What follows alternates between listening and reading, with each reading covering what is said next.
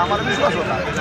सुरुवातीला म्हणल्यावर बऱ्याच लोकांनी आश्चर्य व्यक्त केलं की बाबा उबाटाचा महापौर कसा बनेल परभणीमध्ये. मी म्हणलं समय जाणतो मग तुम्हाला लक्षात येईल कसा बनेल. आणि आज तिचं मतदान झालं. भाजपनं चंद्रपूरची घटना घडल्यानंतर त्यांचा आत्मविश्वास वाढला होता, पण आम्हाला माहीत होतं आमचं अलायन्स होतं. आणि एक आम्हाला विश्वास होता आमच्या नगरसेवकांना की तुम्ही किती रक्कम तुम्ही त्यांना द्यायचा प्रयत्न केला तरी नगरसेवक फुटणार नाही.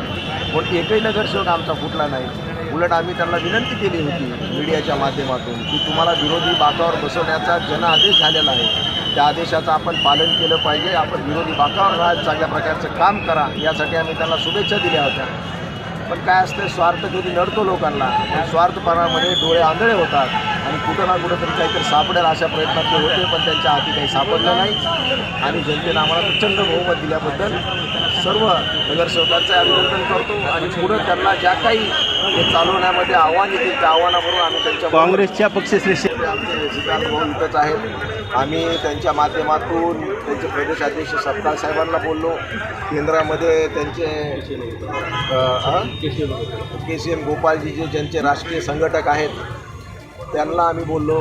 आणि त्यांचा जे गैरसमज झाला होता आम्ही सांगितलं की चंद्रपूरची घटना ही लोकलची घटना आहे, यामध्ये आमचा काही एक रोल नाही आहे. परभणीमध्ये उलट आता एक वेगळ्या प्रकारचा प्रवाह निर्माण झालेला आहे, ते तुम्ही रोखायचा प्रयत्न करू नका. त्यांनी सुद्धा यशस्वीरित्या मान्य केलं. रात्री 2 वाजेपर्यंत आम्ही फोनवर बोलत होतो. आणि काँग्रेस पार्टीने मोठं मन करून आज या निमित्तानं आम्हाला सहकार्य केलं आणि दोघांच्या महाआघाडीनं आज इथं विजय प्राप्त. महापौर पदी तरुण चेहरा आम्ही फक्त सक्षम कोण आहे हे बघण्यात आलं. सक्षम चेहरा आम्ही दिलेला आहे. या परभणी शहरातून जातीवाद नष्ट करून विकासाची गंगा आणण्याच्या संदर्भामध्ये आम्ही प्रयत्न करणार आहोत.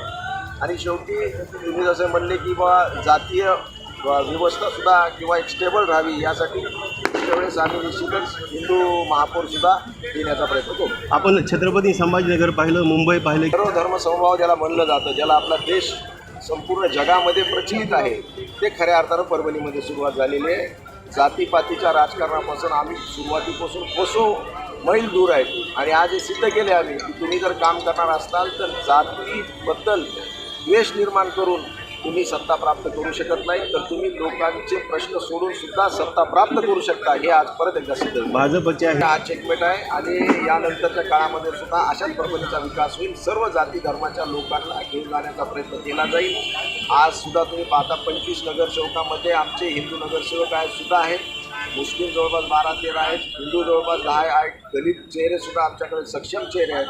म्हणून सर्व धर्माच्या युवकांना आणि युवकांची टीम आज आमच्याकडे जमा झालेली आहे. त्या युवकांच्या टीमला बरोबर घेऊन आम्ही एक वेगळ्या प्रकारचा विचार या समाजाला 100% दिल्याशिवाय राहणार.